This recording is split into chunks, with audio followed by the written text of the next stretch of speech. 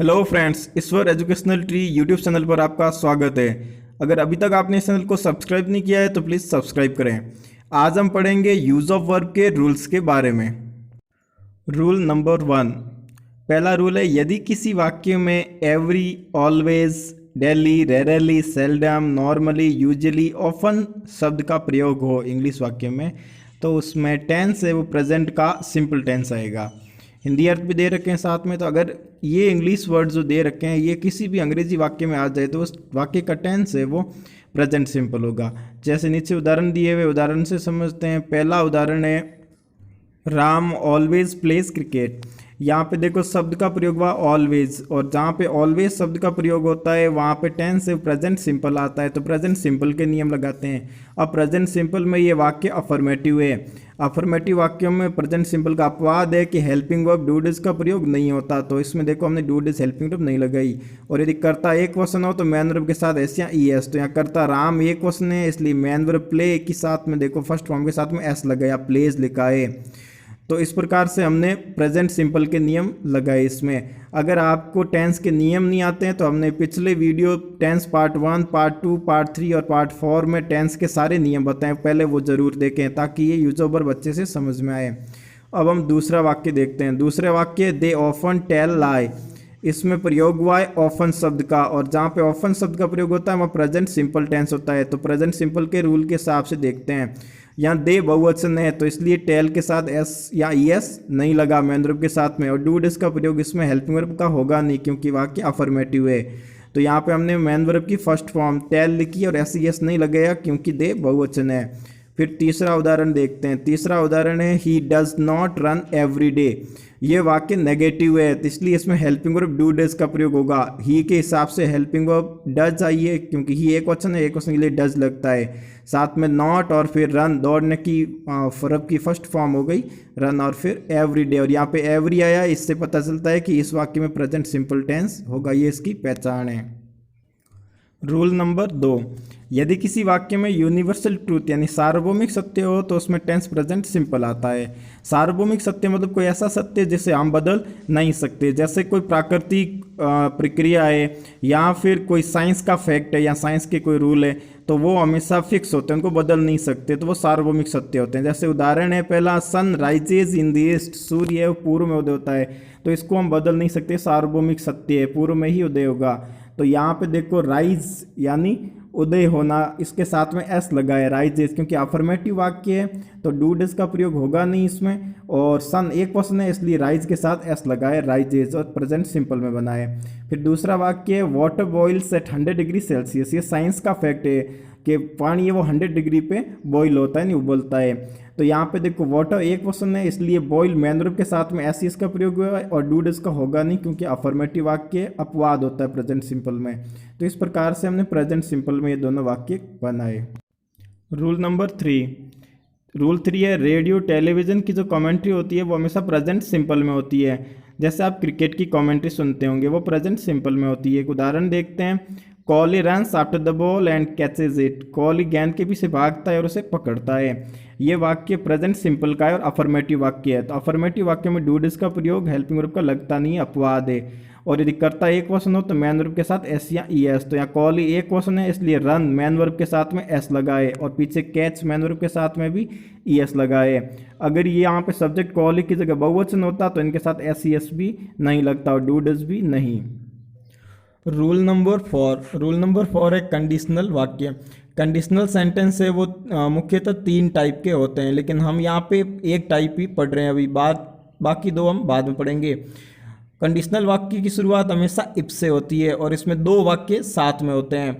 अब देखो इसमें दे रखा है कि यदि एक वाक्य विल सेल से बना है तो दूसरा जो इफ वाला वाक्य होता है वो हमेशा प्रेजेंट सिंपल में बनेगा। जैसे फॉर्मूला नीचे दे रखा है, इफ प्लस प्रेजेंट सिंपल, यानी इफ वाला वाक्य प्रेजेंट सिंपल में हो तो कॉमा के बाद जो दूसरा वाक्य वो सब्जेक्ट प्लस विल सेल से बनेगा। जैसे नीचे उदाहरण दे रखा है, if Ravi runs fast he shall win the match. यहाँ देखो if Ravi runs, R U N, run first form plus S, इससे पता चलता है कि प्रेजेंट सिंपल का है।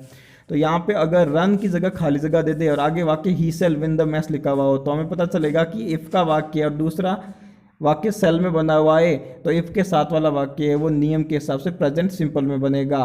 तो प्रेजेंट सिंपल का अफर्मेटिव वाक्य इसलिए डू डज का प्रयोग नहीं होगा, और रवि एक पर्सन है इसलिए रन के साथ में मैन वर्ब के साथ में एस का प्रयोग होगा। तो रन के साथ में एस लगा तो रन्स हो गया। अगर रवि की जगह यहाँ बहुवचन होता तो यहाँ पे एस का प्रयोग नहीं होता और डू डज का प्रयोग भी नहीं होता।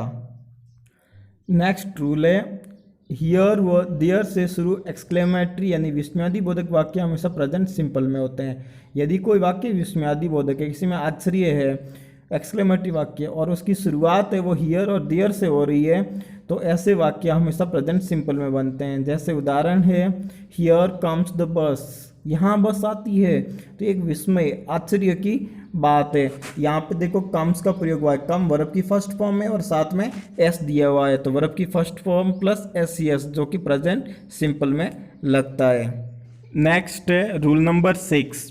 रूल नंबर 6 से पूर्व निर्धारित कार्यक्रम प्रेजेंट सिंपल में लिखे जाते हैं। यदि कोई कार्य है जो पहले से फिक्स किया हुआ है, निर्धारित किया हुआ है, तो वो हमेशा प्रेजेंट सिंपल में बनेगा। हालांकि ऐसे वाक्यों में फ्यूचर टेंस को दर्शाने वाले वाक्य नेक्स्ट टुमारो का प्रयोग होता है। एक फ्यूचर टेंस के एक नियम के हिसाब से यदि किसी वाक्य में नेक्स्ट टुमारो का प्रयोग हो तो वहाँ फ्यूचर सिंपल टेंस आता है।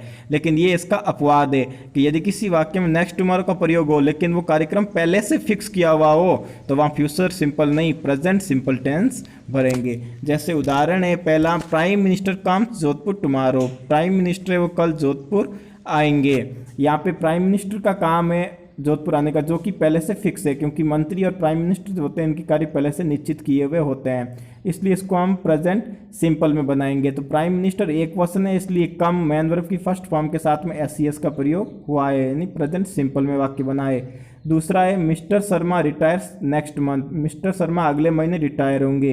तो रिटायर की डेट भी है वो पहले से निर्धारित होती है, फिक्स होती है, तो इसलिए मिस्टर शर्मा एक पर्सन है तो रिटायर के साथ में एस का प्रयोग हुआ है और प्रेजेंट सिंपल के नियम से ये वाक्य बना है। हालांकि इन दोनों वाक्यों में ऊपर वाले में टुमारो और नीचे वाले में नेक्स्ट का प्रयोग हुआ है, लेकिन फिर भी इसमें फ्यूचर सिंपल टेंस नहीं भरेंगे क्योंकि इसमें वाक्य पूर्व निर्धारित है, पहले से फिक्स किया हुआ है, इसलिए इसमें प्रेजेंट सिंपल टेंस आएगा।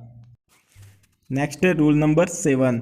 दिनचर्या के कार्य प्रेजेंट सिंपल में लिखे जाते हैं, यानी कोई कार्य जो डेली रूटीन में आपके जो आप रोजाना करते हैं आपकी दिनचर्या का हिस्सा है वो हमेशा प्रेजेंट सिंपल में लिखा जाता है।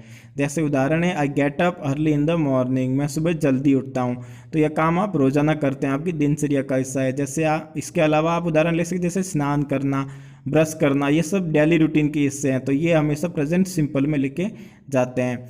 उदाहरण को समझते हैं। उदाहरण है प्रेजेंट सिंपल में बना हुआ है, प्रेजेंट सिंपल का ये अफर्मेटिव वाक्य है, इसलिए इसमें डू डज हेल्पिंग वर्ब का प्रयोग होगा नहीं, क्योंकि प्रेजेंट सिंपल का अपवाद है कि अफर्मेटिव वाक्य में हेल्पिंग वर्ब का प्रयोग नहीं करते, और यदि कर्ता एक वचन हो तो एस का प्रयोग। लेकिन यहाँ पे कर्ता क्या है, आई बहुवचन है, तो जब कर्ता बहुवचन होता है तो ना तो एस का प्रयोग होता है और ना ही हेल्पिंग वर्ब का, तो इसलिए ना तो हमने यहाँ हेल्पिंग वर्ब डू डज लगाई है और ना ही गेट मैन वर्ब के साथ एस का प्रयोग किया है, क्योंकि यहाँ पे आई बहुवचन है। ध्यान रहे आई है वो प्रेजेंट टेंस में बहुवचन प्लूरल होता है और पास्ट टेंस के अंदर आई है वो एक वचन सिंगुलर होता है। तो यहाँ पे आई बहुवचन है इसलिए हमने गेट मैन वर्ब की फर्स्ट फॉर्म लिखी है, इसके साथ एस का प्रयोग नहीं किया है। यदि इसकी जगह कोई एक वचन सब्जेक्ट होता तो गेट के साथ में एस या यस लग जाता। नेक्स्ट रूल है लेखक की उक्ति से पहले प्रेजेंट सिंपल टेंस का प्रयोग होता है। जब भी कोई लेखक है वो उक्ति कहने वाला होता है तो उक्ति से पहले जो है वर्ब आती है वो हमेशा प्रेजेंट सिंपल में आती है। जैसे यहाँ Gandhi says do and die, Gandhi कहते हैं करो या मरो, तो यहाँ पे गांधी के बाद में देखो जो वर्ब आई है वो से वर्ब की फर्स्ट फॉर्म प्लस एस का प्रयोग हुआ, यानी प्रेजेंट सिंपल टेंस लगा है। गांधी एक पर्सन है इसलिए मैन वर्ब की फर्स्ट फॉर्म के साथ एस तो हो गया सेज, तो ये वाक्य ये जो वर्ब आई है वो प्रेजेंट सिंपल की आई है। दूसरा उदाहरण है Robert Burns says love is like a red red rose, इसमें भी देखो रॉबर्ट बर्न के बाद में से के साथ में एस का प्रयोग हुआ है, क्योंकि यहाँ भी ये इस वर्ब के अंदर प्रेजेंट सिंपल टेंस बनता है। अब पढ़ते हैं यूज ऑफ वर्ब का रूल नंबर 9। रूल नंबर 9 है मॉडल प्लस V1, यानी मॉडल के बाद में हमेशा वर्ब की फर्स्ट फॉर्म आती है। अगर आप अभी तक मॉडल्स के बारे में नहीं जानते हैं तो हमने मॉडल का भी पीछे वीडियो डाल रखा है, वो ज़रूर देखें। मॉडल प्लस वी वर्ब, यानी model can, could, may, might, must कुछ भी आ जाए तो उसके बाद में हमेशा वर्ब की फर्स्ट फॉर्म आती है। लेकिन अगर मॉडल बी यानी मॉडल के साथ बी लिखा हुआ हो तो उसके साथ में वर्ब की थर्ड फॉर्म आती है। जैसे कैन बी तो उसके साथ में वर्ब की थर्ड फॉर्म आएगी, मस्ट बी तो उसके बाद में वर्ब की थर्ड फॉर्म आएगी। तो ध्यान रखना, मॉडल के बाद हमेशा वर्ब की फर्स्ट फॉर्म आती है और मॉडल के बाद बी लग जाए तो उसके बाद हमेशा वर्ब की थर्ड फॉर्म आती है। जैसे उदाहरण से समझते हैं, पहला उदाहरण है ही कैन डू इट। यहाँ पे देखो मॉडल का प्रयोग हुआ है कैन का, तो कैन के बाद वर्ब की फर्स्ट फॉर्म आई है डू, डू यानी करना, और डू की फर्स्ट फॉर्म होती है डू, तो यहाँ कैन के बाद हमने लिखा है डू। अब इसी वाक्य का जब हम पैसिव वॉइस बनाते हैं, तो जब हम पैसिव वॉइस बनाएंगे तो पैसिव वॉइस का नियम होता है कि पैसिव वॉइस के अंदर हमेशा वर्ब की थर्ड फॉर्म आती है। तो इसमें मॉडल के साथ फर्स्ट फॉर्म आती है, पैसिव वॉइस में थर्ड फॉर्म। तो मॉडल के साथ क्या लगाएं कि हम पैसिव वॉइस का नियम भी फॉलो कर सके। तो जब इसका पैसिव बनता है तो वाक्य बनता है इट कैन बी डन। देखो यहाँ पे कैन तो है ही, उसके साथ में नया शब्द क्या जुड़ गया, बी, तो मॉडल कैन के साथ में जुड़ गया बी। तो मॉडल के साथ जब भी बी लगता है तो उसके बाद में वर्ब की थर्ड फॉर्म आती है। तो कैन बी के बाद में डू की थर्ड फॉर्म क्या आई है, डन। तो हम ये नियम सीखा कि मॉडल के बाद हमेशा वर्ब की फर्स्ट फॉर्म आती है और मॉडल के साथ बी लग जाए तो वर्ब की थर्ड फॉर्म आती है। बाकी जो मॉडल 13 होते हैं उन सब के बारे में हम पीछे एक वीडियो में पढ़ चुके हैं।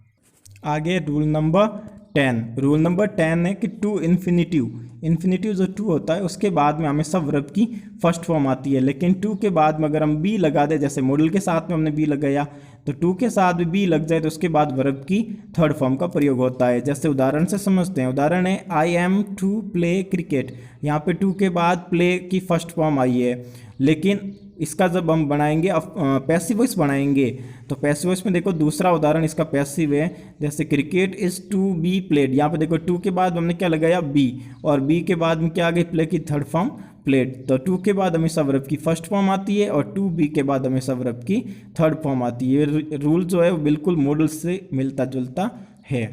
तो फ्रेंड्स, आज हमने पढ़े यूज ऑफ वर्ब के 10 रूल्स, और भी बहुत सारे रूल्स है यूज ऑफ वर्ब के जो हम पढ़ेंगे अपने नेक्स्ट वीडियो के अंदर। अगर अभी तक आपने इस चैनल को सब्सक्राइब नहीं किया है तो प्लीज़ सब्सक्राइब करें और वीडियोस को आगे शेयर करें ताकि ज़्यादा से ज़्यादा स्टूडेंट्स जुड़ सके और इसका बेनिफिट उठा सके। Thank you for watching this video.